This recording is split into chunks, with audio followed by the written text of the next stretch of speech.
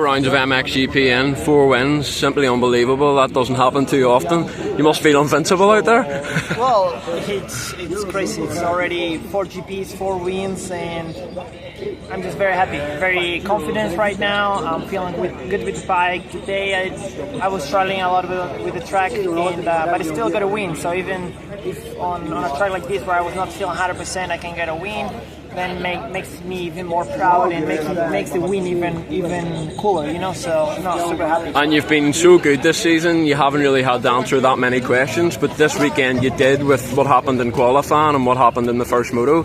So you must be buzzing to answer those questions. Yeah, I mean, I think they put me on a challenge this weekend, starting quite it outside, and I had to prove I'm a good starter, and I did twice. So I'm very happy. I put so much effort in the motos, and I'm happy also for the team that we can, finish the weekend on top after a rough Saturday. So we're super happy. And what changed between motos? Because in the first moto, you have to say Roman was on it. He passed you and pulled away. Geyser passed you as well, but it was still quite close between you two right until a few back markers got in the way. Yeah, but the second moto, it looked like you were a lot more comfortable. Did you change anything? Yeah, I mean, second moto I was more comfortable. The bike changed a bit on suspension, felt better. First moto, I actually didn't feel 100% with track, with the bike, and they pull away, but like before the last lappers, I was getting closer to Romain into team. So I was actually on the last stages of the moto getting better and better.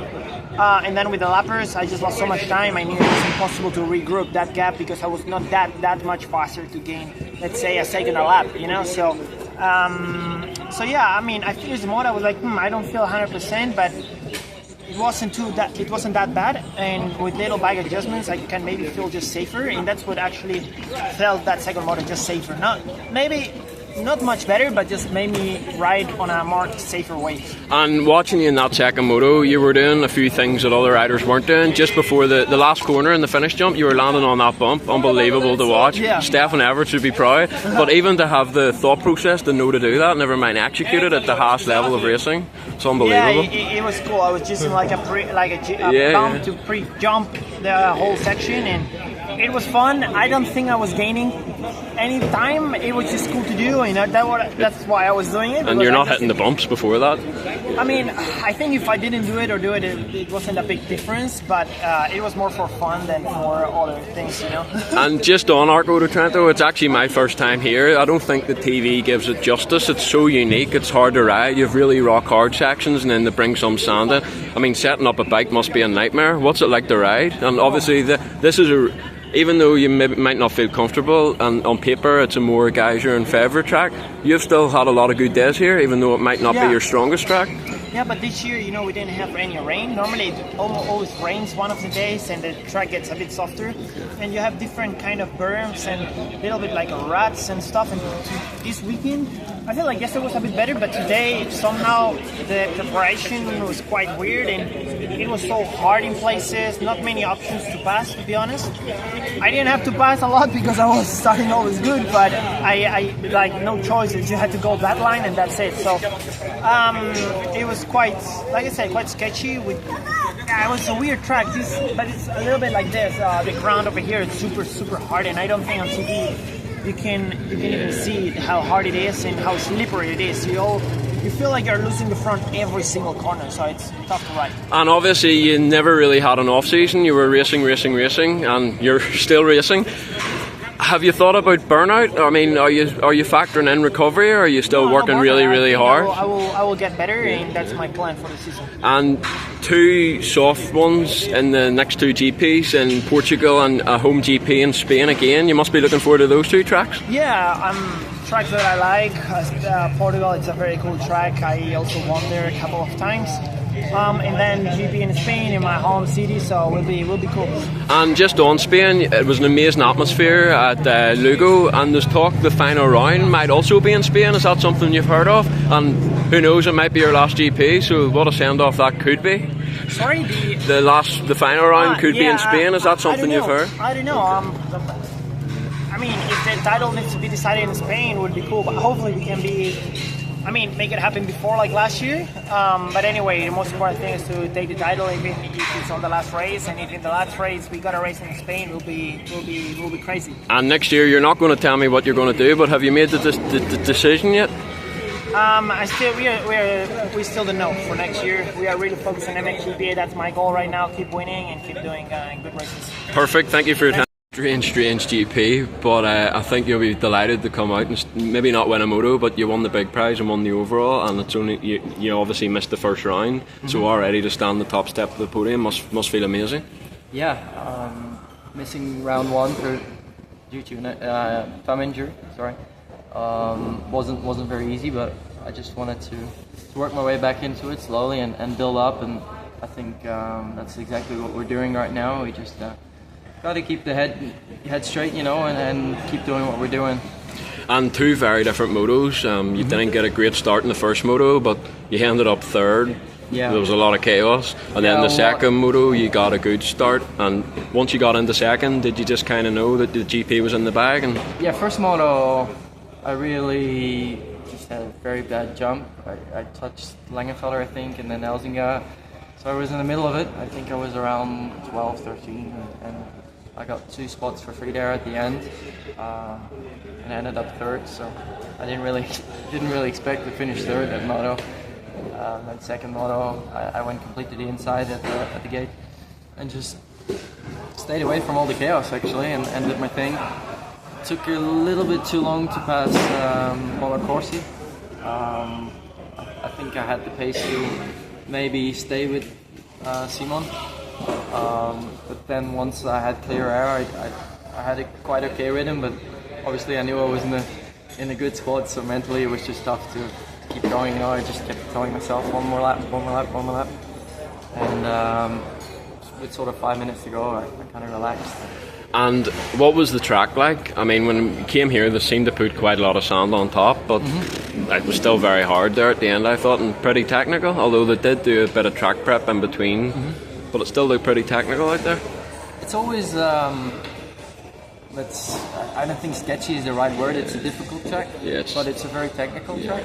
It really sets apart those details, and it punishes you. If you go too hard. Don't focus. But in my opinion, the track has always been like this. You just have to respect that certain line. And just find a way to flow with it. And obviously picking up the injury just before round one, how much of a blow was that? Obviously all you guys worked so hard throughout the winter to go to round one and try and not lose the championship at round one, so for that to happen, it must have been a kick in the teeth, really. Yeah, at that moment for sure that day, yes. But actually for me, I got over it quite quickly. I just had a talk with myself and just said, let's stay positive and just keep working and do what we can do, and then we'll go from there. We came back in Spain. I think that went quite well. I only been on the bike once or twice that week before. At Sardinia I struggled, but we ended up 5th anyway. So we just keeping our heads. Every point counts, and at the long run, it's 20 GBs. Yeah, 20. So it's a very long way. So anything can happen, and we're just gonna keep going and keep collecting points. And just on your winter, what was your winter like? I was speaking to Harry Norton at Hawkstone, and he said you'd made a step in winter. Obviously you couldn't show it at Spain, but you're already showing that you belong at the front. I had a very nice winter actually. A lot of my time I spent in Portugal together with Pols Jonas actually. Okay. So I had a lot from Polski, just chatting with him, training with him on and off the bike. We are quite similar characters, so it's nice to talk about that mental side as well, and just basic things in life, I guess. We get along very well, and I've known him since he kind of stepped into MX2. My dad coached him back then, so he's a very cool guy, and it was a very nice winter with him. And I'm glad you brought Portugal up. Actually, are you living there now? Sorry? Are you living in Portugal now? Or have you just got like a family house? Family Is house. that because Belgium, what they're doing with the motocross? Yeah, it's quite a mess actually. Yeah.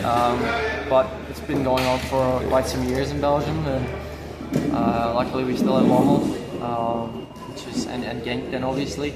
Coming back to your question, I spent a lot of time in Portugal just in winter time, just for good weather. We have quite some good tracks, and in the season I spend my time just at home in Belgium. Okay. Just on Spain, one thing I did notice actually, you were quite good at the start of motos and making quick passes. I feel like before you might have waited to the end of motos for the track to get really rough and technical. Is that something you've worked on? Because in Spain you impressed me at how many quick passes you were making. I just think it kind of comes with experience.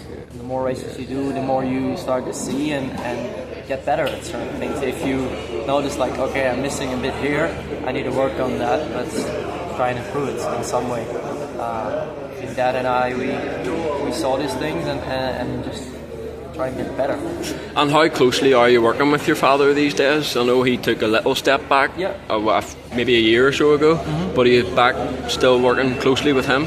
Yeah, sure. I think some weekends are a bit difficult, but in general it's getting better. He's also working with Pauls and Alberto too. Is that can be a good thing? That's a very good thing, you know.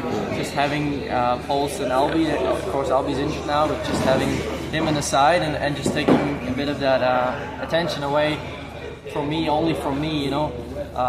I think that helps him as well. Perfect. Thank you for your time.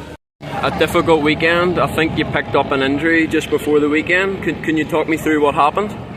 I made quite a big crash in Malagrota on Tuesday, and my shoulder isn't good at all. Like it's muscular, but I cannot hold the bike. Like yesterday, I tried, and in the quali race I did 2 laps, and my impossible, like no power.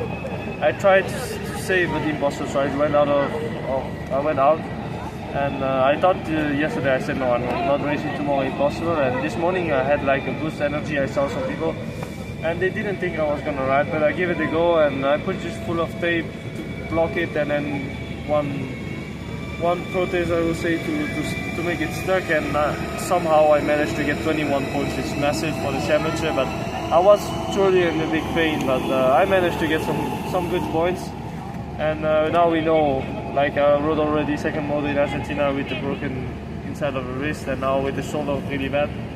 So I think we showed to everybody that we're really strong, and to get the top 10 with the shoulder injury, and I think we showed everybody how we were. So I'm just looking forward to get healthy and show them everybody. Like you say, I mean, it looked like you weren't even going to race. You got some big points there. It shows you're a fighter and that you really want this. Yeah, of course. I work every day for this, so I'm hard on myself, but I try my best. And what was it like? The track was technical. There was quite a lot of bumps and quite a lot of ruts. Not an easy track with an injury like that. No, not easy. But I managed to get some, like I said, good points. And the shoulder it was worse, but I managed. That's all. Yeah. And just on your season so far, up until the injury, happy, or do you want more? Obviously, it's of course I have a lot of bad luck since the beginning. I should have been more on the top, like in the top position. I would say maybe first, because I showed everybody immediately in the first round in Argentina in the quali race how fast I could be, and then I had bad luck and things happened. So, it's part of the process, and now we just keep grinding and get the shoulder perfectly, and then we can show the result. But like you say, the speed's really good. A lot of riders don't have that speed, so if you can just get through the next couple, get back to 100%, you shouldn't be far away from the front. No, far away, not possible. I will be always in front, no problem for that. And what's it like having Kai and battling with him for the title? It gets some nasty moments, like in the quali race, I was clean, but was a bit sketchy, but I respect it. And what are you going to do between now and the next GP? Just recovery, or? Yeah, I think just recovery to get it best as possible. That's the only thing I can do. And in terms of the future, you signed a long-term contract with Husqvarna. We all know you want to go to America. Do you know when you'll be going to America?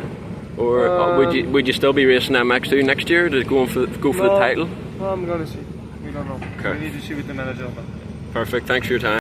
A really, really good weekend for you there, especially in that second moto. Following Prado, you had the best seat in the house. That must have felt pretty amazing. Yeah, I mean, the whole weekend was pretty good. Speed-wise, I was always around the top guys, top 3. And it was nice to just get a good start in the second motor and show it. You know, the yesterday in the quali race, I crashed on the first lap. And then in the first race I didn't get the best start, so I couldn't really show what I could do, but the second moto was nice. I had a good flow and it was nice to run up front. And just on the winter, can you fill us in what happened in your winter? Obviously you had no pre-seasons, I don't think it went to plan really. But I had a really good winter. I was training together with Max, and the week before Riola, the pre-season race, I had a crash, and I broke my collarbone. Right, okay. So I had to take a couple of weeks off. It wasn't the best time, but it was good that I still had my pre-season, you know. So physically I was strong, and I just missed a couple of weeks off the bike. So Argentina was tough, and I knew that I was a little bit behind.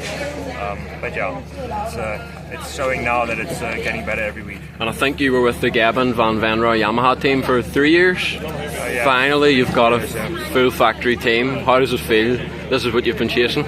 Yeah, for sure. This is what I've been working for the last year, so it's definitely nice to be here. And obviously, it's new when you get to a new team. You're learning everyone and starting to trust everyone in the team. So this is something that was tough for me in the beginning. There's a lot more people than what I'm used to, but it's going well.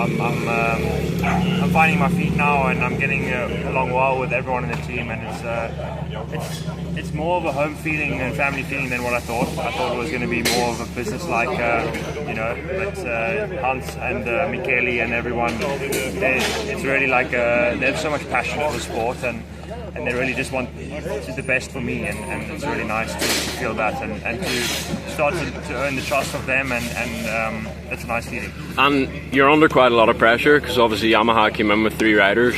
You're the last man standing already, and we're only at round 4. Does it feel like you're under pressure to perform out there?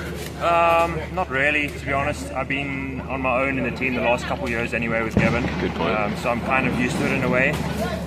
With Honda, I was also the only MX2 rider there, so I'm kind of used to being the only guy. In one way it's nice. A lot of the focus and attention is on me. In other ways, there's pros and cons to it. Obviously there's a lot more pressure from Yamaha itself, because I'm the only 450 guy riding. So I don't really feel the pressure, to be honest. I like it. I like having the attention, and I'm enjoying it. And especially that second moto, that should give you confidence now heading into the rest of the season. You know now you belong up at the front, especially if you can get those starts like they were. Yeah, for sure. This is what I've been wanting. You know, some good starts and to show that I'm capable to run up front. So definitely will give me confidence for the next weeks, and I'm gonna even more motivated now to improve. So yeah, I'm looking forward to it. Perfect. Thanks very much for your time.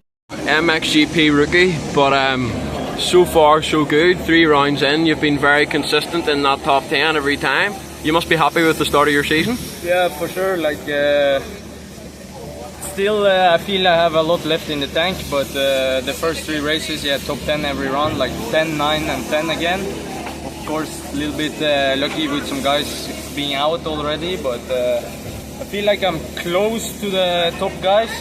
I'm always in the back of the faster guys, really close.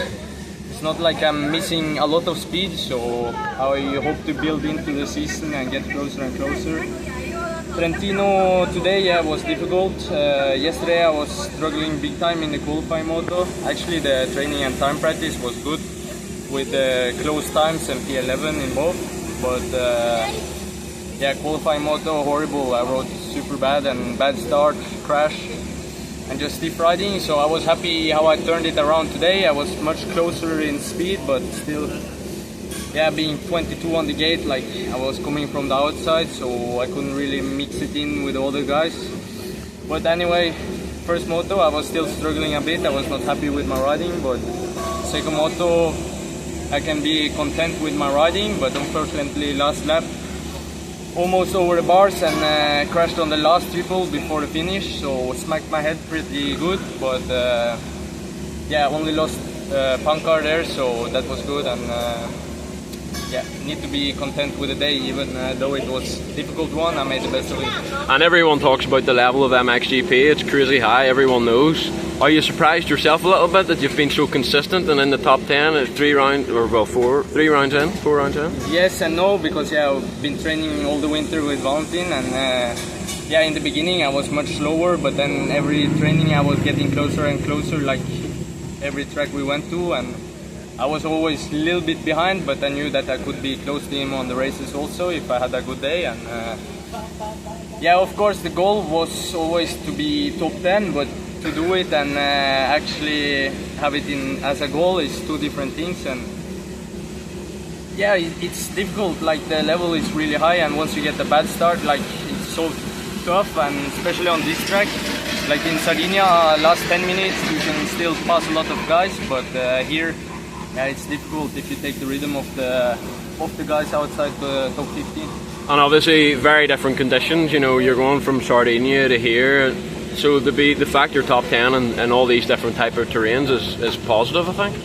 Yeah, and especially like Sardinia, I haven't done any sand training, so I went really deep there, and yeah, all week I was like completely fatigued and really down. And also I think coming into this race I'm still not recovered. Like I was struggling big time yesterday, I was tired all day, and also today just feeling tired. So it will be good now to have a little bit time off, even though I need to do the French Championship, but at least I need to try to recover as good as possible, because I went really deep in Sardinia, you know. And what's your thoughts on the age rule in MX2? I mean, if it wasn't for that age rule, maybe you'd still be racing MX2, and whenever you have to go out, it can be a little bit scary going up to the 450, but you've showed that you suit the bigger bike, and were you always confident you'd suit the bigger bike? Yeah, like I was excited to have to go to MXGP because it's a new challenge and a new class. Like I've been riding 250 since I was 17, 18, so I was pretty excited. And I don't know, I think it suits me quite well, because actually you can be a little bit more technical, try to play with the track a bit more. Like with a 250 you just hang it out and you can do that for 35 minutes, but with a 450 if you do that the first 10 minutes you're finished, so you just need to find a rhythm. And yeah, the step have been good, and yeah, the age rule, of course, I could have made a lot more money doing MX2, and maybe 25 would be a good age to do it. I agree. Anyway, yeah, it's something I cannot change, and it's just something I need to live with, and I got a good opportunity here with the Honda SR team. Full name here, I cannot think to say it all now, but yeah, they've been really good and took a chance on me, and for now it's working out. And just on your winter, obviously a new team, a new trainer in Yves Demare, and a new teammate in Valentin Guillot. Just what was your winter like working with those guys? Demare seems to be very, very good. Yeah, it's been good. Like we have been in south of France all the time, so it's nice to stay in my apartment, like just training around the area I live all winter. Don't have to travel anywhere or go on a boot camp or whatever. We have it all at home, so been quite relaxing. And also like the practice track 5 minutes away, can go there in the morning, be done by 1 o'clock, eat some lunch and go cycling in the afternoon. So in that way it's really good. And also Valentin, yeah, he's a fast guy, and of course I want to beat him every time I'm there, but yeah, it's difficult. He put gas, he's such a talented rider, so it's really good being able to train with him. And also Yves is just a great person and a good trainer, and always like small things with the bike, he always think a lot and always have good feedback and input. And obviously with F1 you were based in the Netherlands / Belgium. You're living in France now. I was speaking to your mum the other week and she says you're loving it, you don't want to go back to Norway now. Yeah, actually, like it's perfect for me. It's everything is close. In the Netherlands, yeah, I was living quite far away, so we had to travel and it's spending a lot of time in the car. But of course I'm really thankful to the F1 crew also. Like without them I wouldn't be where I am at now, and I made some big steps together with Mark and together with that team, and yeah, without them like I couldn't done what I've done. So yeah, they have been also a good help for me, and even though yeah, maybe it's a little bit far, we always went to good tracks and had good training, you know, so we could perform on the race. But it's completely different now, like different culture, yeah, different language, culture, different people, everything is different, but I think it's both good in each to their own. Yeah. Perfect, thank you very much for your time. With 2 rounds under your belt in the MX125 Championship, and I definitely think it's fair to say the results definitely don't respect the speed, so you should definitely be happy with your speed from the first 2 rounds, but on paper, just that's the frustrating bit. Yeah, Sardinia, the speed was there, just same 2 races kind of outside the top 25 at the start, came through to about 18, then second lap, both races crashed, back to last, was hitting green laps, lap after lap in race 1 and 2, nearly fast lap of the race coming through traffic, but another crash and put me down bike, and just the heat of Sardinia, just couldn't even nearly take myself, lift the bike up. So the speed was in Sardinia, but just no results. And then here, the qualifying wasn't as good. It was 8th, but the times were tight. 0.3 would have took me to 5th, and then so it was alright. Just went to the gate, but same start outside top 25, but kept it upright up through the 12 first couple laps, and started picking my way through the faster boys, Dustin, Ernecker, all the top boys, and got into 5th, and then I caught right up to 4th, but I couldn't make my way by, and then one of the leaders crashed, and the last lap I ended up getting by him for 4th there in the first race, so was hoping for a podium, missed again in the second race, start crash, right at the back, and the bike was bent, we just couldn't really do anything. Yeah, just no luck, but hopefully soon I'll be up on the podium. And just on the first round, how did you feel going to the first round? Because it's probably your first DMX year where you're expecting to be a front runner, really. Maybe a bit overexcited, but that's to be expected, probably. Yeah, the Dutch Masters race kind of, like, what's the word I'm looking for? Like, made it that I am one of the big, like, the top front runners, because I was running up front there, and there's not many boys missing from them races. But yeah, the first round I was excited because I know it's probably my best track to try and win, and I had the speed to win, and just couldn't make it happen. And obviously in the off season you were racing, Italy, Holland, you name it. I feel like this is probably the best off season you've ever had, and some unbelievably rough tracks as well, which is great for GP prep. Yeah, just you can practice all you want, but you can never replicate a race. So the fitness, you just keep getting fitter every time you race. You know, the more gate drops is definitely improving the speed and fitness. And I have to ask you about Lierop. It's on my bucket list to go there someday. What was it like to race there? Just unbelievably rough. It was good. Crashed both times there, start crash, but came through, rough track, probably good for me, my fitness now, but I'd happily never set foot back in it. Suffering you have to go through, and now it's good. And just to talk about your first moto here, it was a 4th, but it wasn't an easy 4th. You done it the hard way. You had to pass all those guys. A, how did it feel to do that and come off over the line in 4th? And B, that must give you confidence, and especially if you can get starts, it'll make your life a lot easier. Yeah, I seen Dustin in front of me, and I was like, he's coming back towards me, he's not pulling away, and I was like, I need to try and make pass on these 2 front runners that were expected to maybe win this championship. I went by them, not easy, but I passed them and put 15-20 seconds into them, and yeah, just knowing you can just won a race last week, so I passed someone that can win a race, so and if I got away, I probably could end up winning the race. And just on the MX 125 Championship, obviously nobody from home seems to do it. You're the first one, really. Yeah. Just how valuable has it been in order to help you grow and as a rider, and hopefully make a career out of this? At least be a decent GP rider in the future, hopefully. Yeah, just from there's not a lot of people from home doing GPs, even from the UK, doing GPs, Watson, maybe Bobby Bruce. But yeah, just with Crockett here, and he knows what it's to be like and run up front in GP. So yeah, it's good to have Crockett. My dad obviously telling me stuff here what I need to be doing. And obviously, you made the early decision to stay with your setup from last year, but you've got the Fantic and you've got Matty doing the engines. Just how much of a step up is the machinery, and like, is it far away from what those guys would have been on last year, like Valk and Escandel? No, it's actually a bike suspension and everything's the same. The bike handles a lot better. Even I haven't rode hardpack much this winter, and I came here, and I'd say this was probably going to be one of my worst tracks, but it ended up nearly being my best. So yeah, the bike handling wise and speed wise is a lot better. And obviously you've got your own setup. It's not easy on the budget. Do you think long term this is just sustainable, or is the hope that you get a ride with the top team in maybe the next couple of years? Yeah, hopefully get more. Just need more results to get the team slipping, but hopefully, because it's not easy just in the wee van ourselves. But then when you win, you only have 2 boys celebrating with you, my dad, and the other boys have about 10. But then it feels a bit better if you're doing it like this, beating them, the big boys that have all the support. And the last time I was talking to you, you didn't really have a base in Europe. Have you still not got much of a base? Are you still hoteling it, or Yeah. what? Really? Still? And in the van, just driving nowhere. And what's that like? I mean, it must be pretty difficult. Like, it would be nice to have somewhere at least. It would be nice to settle down somewhere, but just budget-wise, I get away from school, so it's alright. Like, but no, it's not easy.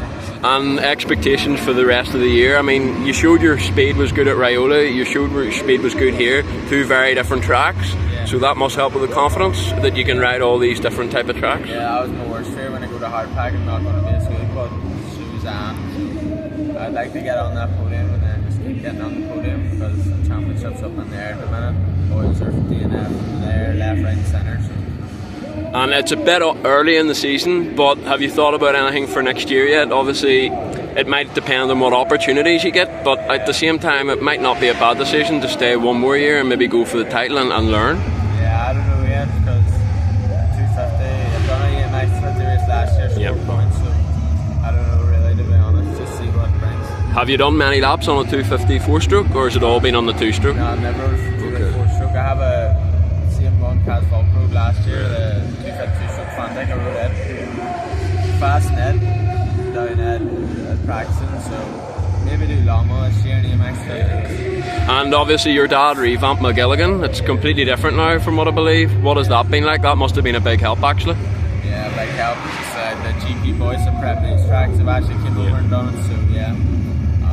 Just it doesn't get as rough as what a GP, but it's the same sort of layout, the jumps, big jumps, just get used to it. Yeah. And if you keep riding like this, you must think you have a chance of riding for Team Ireland at the end of the year. Yeah, hopefully that's an opportunity at Matterley. Rode there last year, but see what happens with whatever's going on back at home. Perfect, thanks for your time. Zanchi, two years ago you were an EMX 125 rider, and here we are 2 years later, a full factory MX2 GP rider. Did you expect it to happen so quickly? Actually, no, it was unexpected. I was good rider in EMX 125, but not so good to thinking I would be here in 2 years. So yeah, I'm really happy about this, and yeah, we just have to go on. And you started off in the EMX 125 class with MJC Yamaha, and then EMX 250 with the junior KTM official setup, VRT. What was it like being with those two teams? Yeah, they were like official supported and no factory supported. So for the materials, for the help in general, overall was less compared to this year. This year is full factory, so I have much support from the factory, and yeah, I can work in better condition compared to the last 3 years.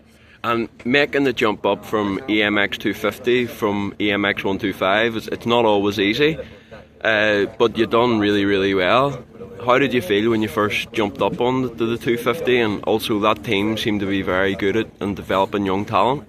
Yeah, actually I was racing with 125 still, but I tried to ride with the 250 4-stroke, and I directly liked the bike a lot. I was feeling much comfortable compared to 125, so we decided to jump to the MX 250. And then the team of last year was very good, very nice people inside. Bike were quite good, and yeah, I had a great atmosphere, and yeah, the results came. And the rookie season in the MX 250 went really well. You were directly running top 5, top 3, you won motos, so you must have been delighted with how last year went. Yeah, I'm actually very happy and very surprised for how last year went, because I was not like being in the top 5, always in the 125, and jump up into the EMX 250 and be directly in the top 5. Very amazing, and yeah, it was a very incredible season. And at the end of last year you had a decision to make: stay EMX 250 and go for the title, or make the move up to MX2. Was it a difficult decision or an easy decision based on your opportunities? No, it was quite easy after I did France last year and I got 9 overall. So I knew that I could be racing MX2 and was better for my personal grow up. And yeah, we had a great choice with HRC and I decided to take this way. I think you were a wanted man at the end of last year. I think 2 or 3 teams wanted you, and obviously HRC Honda, they haven't had a factory MX2 guy since Vlaanderen, so it was all quite late. But you took the risk, and I think it's already paying off in the first few rounds of the season. Yeah, it was difficult because Honda came very like at the end of the season. They contacted me in Metal Basin last year, and yeah, I actually had some great opportunity also, but I wanted to take the risk to be in HRC because I think it's a very great team and a very great opportunity for the grow up, and yeah, I took this risk, but now yeah, I think it's paying quite well. And what has it been like so far with the team? Obviously you had a strong winter, and obviously having Ruben Fernandez and Tim Geiser as teammates, did you put many laps in with those two? Because riding with them can obviously help develop you as well. Yeah, actually the team is very good, very familiar, everybody speaks Italian, so I feel more like at home. And then yeah, I trained with Ruben all the winter and he's very good, it's very easy also like person, very easy to speak, very easy to teach you something, so yeah, it's easy. And then with Tim lately we are riding more together, and yeah, it's very good see him what he's doing on the bike to try to copy him, so yeah, it's very good. And what's it like being a full factory MX2 GP rider? Obviously probably adds more pressure. Honda are here and they're not here to mess around, they want results, so how's that feel? No, it's feeling quite good. They are not putting too much pressure on me. I just need to have fun and do some great results. So yeah, no, for now I'm living my dream, so I'm very happy. And the start of the season, obviously injury aside, the speed was good. Maybe the start's not so good, but apart from that, are you happy with how your season was going before the injury? Yeah, I was very happy with the Argentina round. Was quite impressive for everybody. I think I started almost last both motos, but I came back 7 and 8. And then yeah, Spain we had a little bit of trouble, but yeah, we have to develop the bike to try to start in front. The start is coming the key. So yeah, we just have to develop this, but I'm very happy of how the season went so far. And I think the crash happened between Spain and Raiola. Can you just talk to me a little bit about the crash and the injury as a result? I think the plan is to be back at the next one. Actually, I was riding with team in Croatia in the sand the Wednesday before Raiola. And the last lap of the day and last lap before Raiola, I just had a problem. Technical problem on the takeoff and I crashed, and yeah, like I came out of the bike, but the bike hit me very hard and I dislocated my shoulder. Yeah, so the plan now, I have some visit Thursday to see what's the plan, but normally I would like to come back in Portugal or in Lugo max. And making the jump up from EMX 250 to MX2 GPs, what would you say the hardest thing is? Obviously you get more bike time, more intensity, but also the better guys are in the class. Yeah, like it's much safe, especially first lap. Everybody's taking his way and not like cutting around. But yeah, intensity is the most one because we are so many, like so close, so you have to push all the way to the end. And you're obviously working with Jacky Martens, the first French world champion. Maybe a little bit before your time, I'm not sure if you remember him or not, but what's it like working with him? Everyone he's worked with, he's been able to improve, so that's a positive. Yeah, I'm training with Jacky now, it's the 6th year, so it's very long journey. I'm happy of him because he's always pushing me to do the better. And yeah, I think if I'm here, it's almost 90% for him. So yeah, I just wanted to thank him for all the work we did and all the work we will do in the future. And being a young Italian, did you look up to a certain Antonio Crowley growing up? And is that a rider you'd like to follow in his footsteps? Obviously easier said than done, having 9 world titles. Yeah, like we have many Italian world champions luckily. Antonio is the biggest one, but yeah, I always took inspiration or see the footstep more of Tim and Jeffrey, because when Antonio was riding was almost 10 years ago, so everything changed, and Tim and Jeffrey, they are more close to these days, so yeah. Thank you very much for your time. Last year, obviously, it was towards the end of the season. Yep. You'd been racing in Australia up until that point, and then all of a sudden, here you are in Europe racing. Just how did the opportunity all come about with the WZ KTM team? Was it a surprise, or did you reach out to the team? Yeah, it was a bit of a surprise. We finished racing the Australian Motocross Championship, and we opted out of doing the Supercross in Australia. We have other goals, and a friend of ours got in contact and spoke back and forth, come over here to do a bit of a trial ride with the WZ KTM team, which was a surprise for me. I didn't really figure out until a week and a half before we flew over here. Met the whole team, everything went really good, and raced the second last round of the other Masters in Hotspillingen. And yeah, rode really good, got second to my teammate Oliver, and got a podium at that round, and raced around at the European Championship. I think I got top 15 there, and then another 1 or 2 races. But yeah, everything gelled well with the team, and really enjoyed the bike and the suspension and everything, and yeah, everything sort of went well, and both parties seemed happy, and here we are this year racing 24. And just before you came over, how much did you know about Grand Prix, EMX, racing in Germany? Did you know that much, or was it a case of once you found out what you were doing, you'd done a bit of research? Yeah, obviously did a bit of research, but completely different. I've always watched obviously American motocross and the GPs, but only focused on the MX2 class and the MXGP class over here. Never really focused on the EMX, but yeah, there's a lot to learn all the new different riders and just how the whole race format runs over the whole weekend, and yeah. And how do you find racing the MX 250? Obviously, like you said, maybe you didn't expect it to be so good because the focus is mainly on the World Championship, but I think you can see now the way they develop the kids through the EMX systems works really well, and the top 10 guys in EMX can also do well in MX2, which maybe people outside Europe don't realise.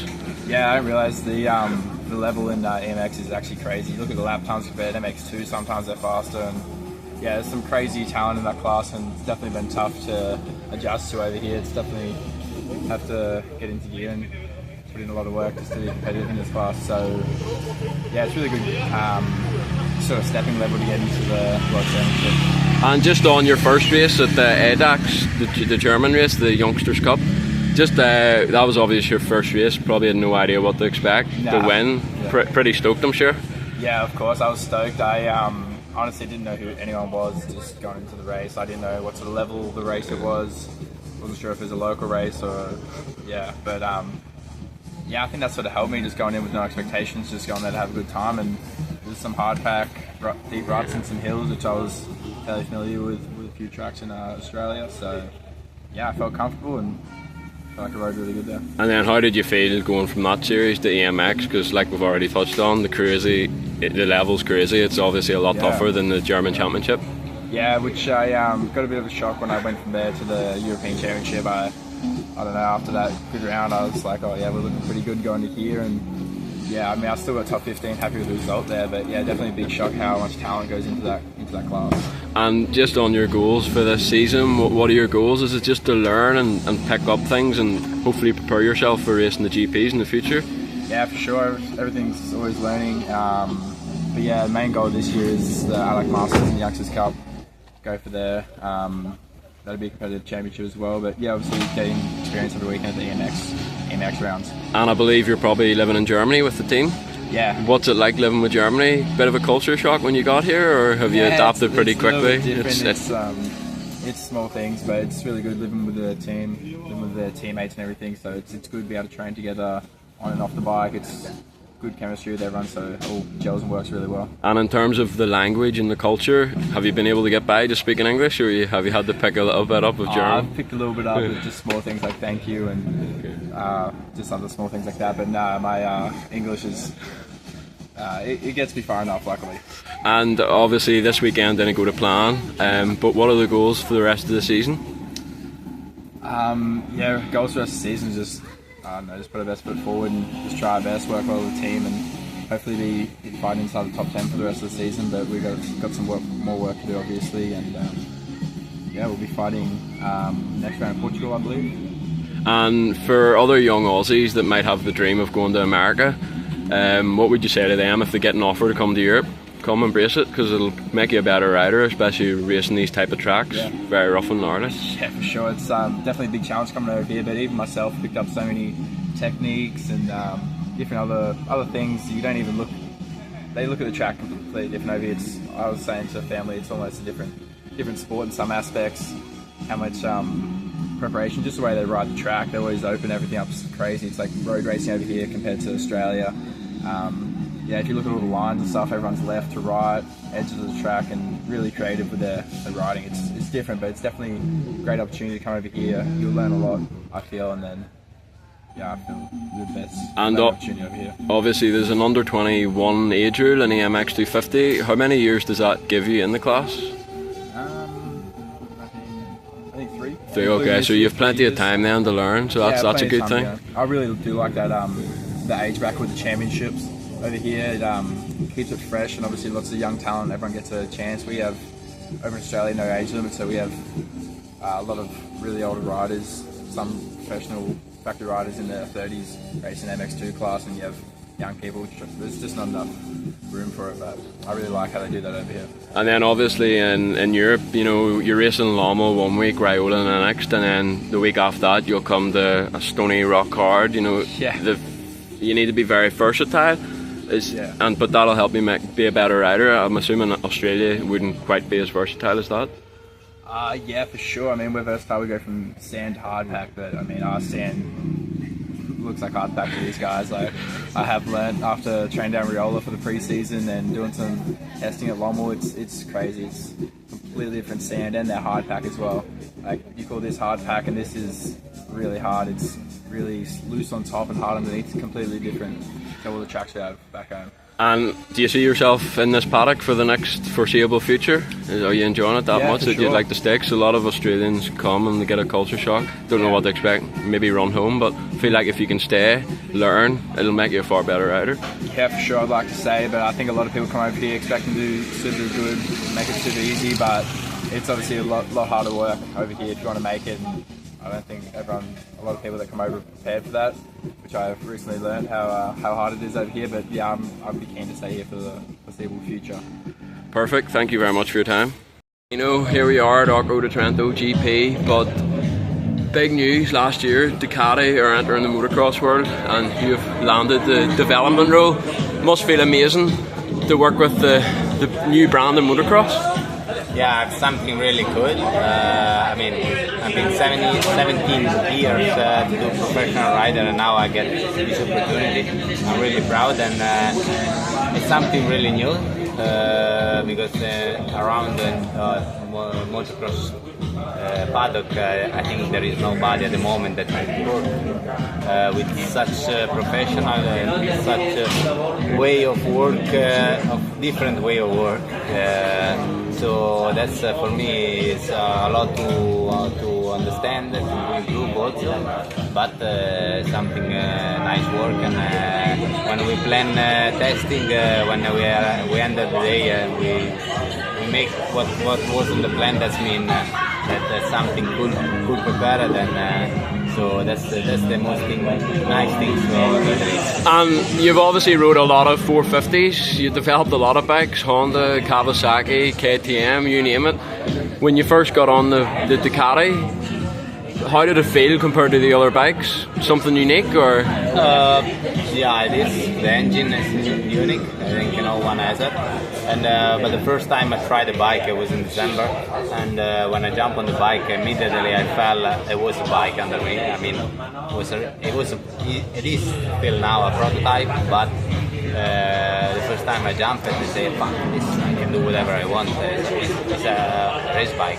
And obviously that was December. We're now in May, so you've obviously made a lot of improvements since then, so the bike's even better. Yeah. We from December till now we make a lot of steps. And now the bike is really good. We have the engine is nothing to say. We never complain about it. But even the frame is something special that I never had that feeling with other bikes. So I think they make a good job. And obviously you're working closely with Antonio Crowley. You started your GP career as his teammate. What's it been like to almost do full circle with him and working closely with this new bike with Crowley, who's also a very close friend as well? Yeah, that's true. I started my professional career with as teammate of him, and we become friends. Now we end the career together with this nice project. So it's something really good because when we do testing, training, it is work, but we have also fun. So that's the key. We can make a nice group with the Guati team and Matti. So we have all really good relationship, and that's at the moment is the key to improve every time. And first Italian Championship, Mantova, 2 very different races. The first one looked easy, and then the second one, bad start. But that's good for the data guy. There's lots of data to analyse. Yeah. I was really happy about it. I was not, but the first model was amazing. I mean, I'm not the guys at the beginning of the season performance in high level, but it was easy win in the first model. So the bike is still like prototype. It was not like a seed. So for the car it was something amazing. The second I make mistake. The start I was really in the back, and then they made the data when I was behind somebody that with the radiator full of mud or something like that. So they was really happy end of the race because they have all the temperature and stuff what they need to see. So we make both of the things. So that's the target. We get it. So we do Italian Championship for that. And in the Italian Championship, I mean, you've won multiple MX1 titles. This year though, Isaac Gifting, he's had a strong start to the season. It must be nice to race somebody that's top 10 in GPs because it gives you guys a good reference, and also for yourself. It's not just easy going out and winning every week. There is a good level in Italian Championship at the moment, so that's good to see with the guys that are racing today. For sure, I know that if I go racing GP, I will be not so bad, but it's not our goal, our target at the moment. We are here to bring the level of the bike higher, so the first focus is that one. When we have a good bike and we know that we need other kind of experience, maybe it will be the time to try on the GP. And you're obviously here at Arco di Trento watching. I mean, wow, what a GP. Part of you wish you were out there racing? Yeah, it is. I was next to the track, and with my heart I would like to be inside. And it was tough, but it's nice to be here. And when realistically do you think we're going to see you racing a GP at Ducati? Maybe Majura? No, I don't know. It's nothing planned, so we don't know yet when it will be. And I think there's already development for the 250 Ducati. Is that something you've had a ride on already, or yeah? And how does it? What's the 250 like? 250 is underway. They're working on it. Still, it doesn't touch the ground. But soon it will be, and next year I think we'll be focused on that one development. This year 450, next year 250, so end of next year will be both bikes running. So next year in the Italian Championship, are you still going to be a 450 MX1 guy, or could you maybe race the MX2 class to develop that bike, or we don't know yet. Still to wait and see? We don't know yet. We think about now and then we see about the. And obviously next year Ducati probably going to have 2 MXGP riders. Is there any chance you could do some MXGP next year, or? Everything is possible. I mean, we are in a moment that our program, definitely, but we don't know. Everything can be possible, so we will see. And what's it like with Marco Matti and obviously Paolo Ciabatti as well, working with those guys?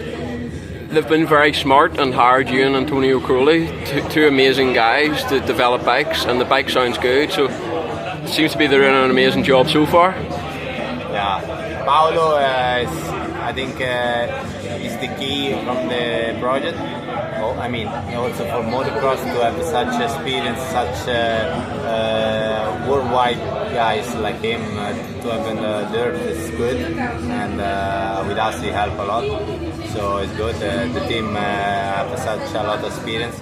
So like I told you before, we have a nice group of work, and then the key is to have success also in motocross. So that's we target what we are now, and I think in the next years we will show it. And Triumph are obviously they're doing the MX2 World Championship this year, probably going to be MXGP next year along with yourselves. New brands in the sport, that's only a positive thing I think, and it's great. Of course, they did a good, amazing job. They showed that the first 3 rounds that they went with 2 different guys in the podium. They are battling there, so as brand new bike, I can tell you it's something really good, because now I know how difficult it is to bring to one bike from zero to bring to GP. It's a lot of work, more than what we can imagine. So they make a good for our sport. It's cool. It's the best thing what we can have it. And just on MXGP at the moment, we're 3.5 rounds in.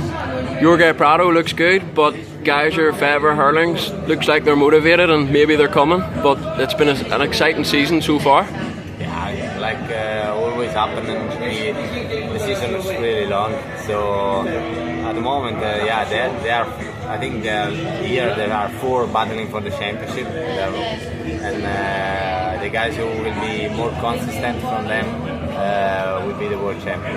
You don't have to be, I think, the fastest, because like we said in the past years, not the fastest always win, but the consistent. So at the moment Prado is the fastest, but the rest is not there playing, so it should be interesting to see. Perfect, thank you very much for your time, Alessandro. Yeah. Obviously the start of the season in Argentina didn't go to plan for Brent van Donick, and can you just talk me a little about that event and what happened after? It seemed to be a horror story, to be honest, but thankfully he's making a recovery now in Belgium. Brent now after the GP in Argentina, he's okay. He got another operation in Belgium. I think in 2-3 months he will be back. And about Argentina, there is already too many stories around. It was not nice, but we had, I think it was a good experience for everybody, and I think for the future, I think it will be better. And it was just an issue from, I think, communication from the organizer, promoter. But sometimes in these countries it's not easy, and it's a little bit. It's always easy to say he's the fault, but it's more like communication from insurance, and that makes everything a little bit more complicated. But I think we had a good meeting with FEM and with in front, and I think now I think the points are on the I. And just on Brent, obviously a Belgian talent, and you're very good at developing young talent. He was looking good, but unfortunately an injury last year and now this injury. But I think it's a case of getting him back fit, and hopefully he can end the season strong, because he has potential to be a top 10 guy anyway. Yeah, but he's still working a lot, and he's professional. He really want to come back as soon as possible, and he worked hard. And I believe in him, and I keep believing in him, and it was for me a good choice and a good rider. And Håkon Osterhagen, you've also picked him up for this season. Very, very talented, especially in his 125 days, but again injuries haven't been kind to him.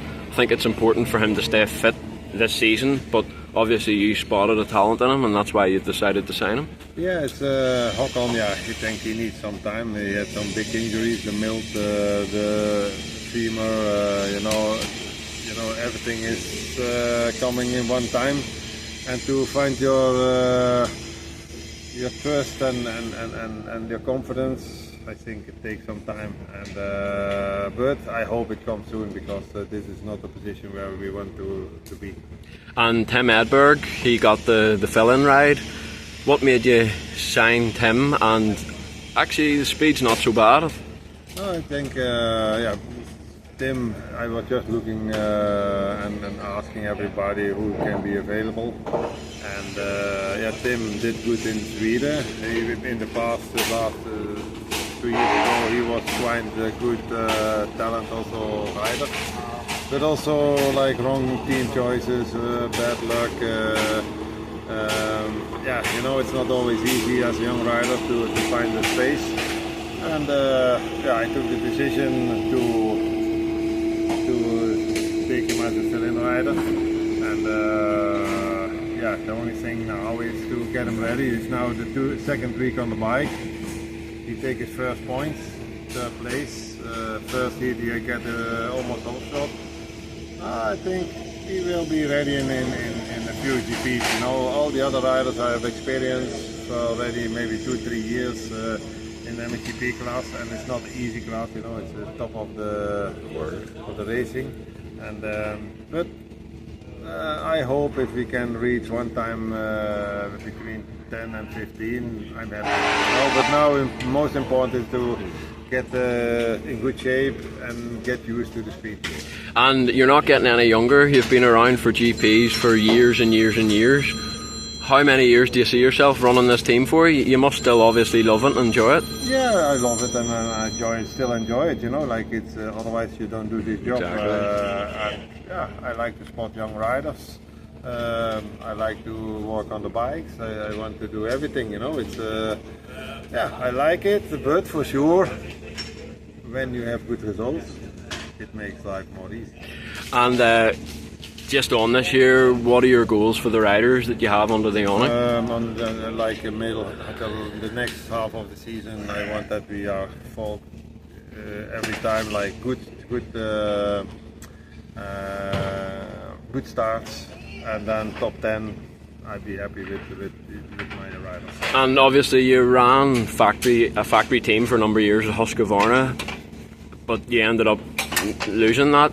What was it like processing from that going to Honda? Like, was it obvious from day one you'd be Honda, or did you have a lot of meetings with brands and things like that? What's that process like? For me, it was like everybody, I think, know the situation. It was not nice, but I don't look only forwards. I don't look backwards. For me now, small doors open, big doors. Small doors closed, big doors open. And with Honda, I have a dream of a relation. Not too much if, buts, and maybe. They just straight to the point. That's it. And we are quite free to do what we want. Like now, also with the colors, with the service as a sponsor, and scrub us with the stickers. We make every GP some special bikes. I like, and it's another motivation. But the main goal is to bring young riders to the top, and that is my. With this, I have the best feeling,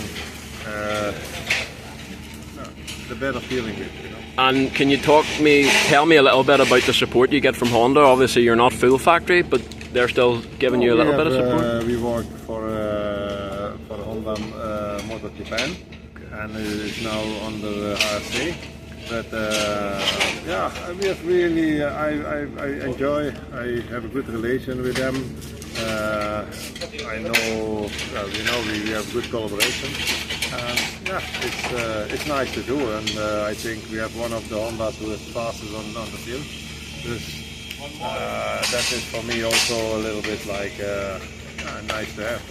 And obviously, since you're there racing, compared to now, the sport has changed a lot. It's so professional these days. It's professional, but I think it's always professional. But the competition in the paddock at the moment is how can I say? It's not a shame, but it gets more important than the rest. And but I think at the moment it's more important to invest in young riders, because it's becoming difficult to get like everybody knows, the start line, to fill up the start line is not easy. And I think we have to start better to invest in the new generation. And 20 GPs a year, there's like 6 flyaways. On the budget, it must be quite tough. Yeah, And what's your thoughts on the flyaway GPs? Because obviously you can't really just have 20 rounds in Europe because it's then not a world championship. But at the same time, maybe there's too many flyaways. The flyaways, if you reach the budget, we do flyaways. If you don't reach the budget, we don't go. But we made it every year happen. And but for sure, your riders need to be fit and need to be in the top 10 because otherwise the invest is too expensive. So would you like maybe a little bit more support from in front to get obviously the factory teams are okay, but you know, when the budget, when you can reach it with the budget, it stops. No money, no go. But we still made it 30 years, and I hope we continue the same way, you know. And with in front, I think they bring us on a level like we only can dream about. It's but for sure it's expensive, but the sponsorship we have compared to 20 years ago, it's also much more. Perfect. Thank you for your time.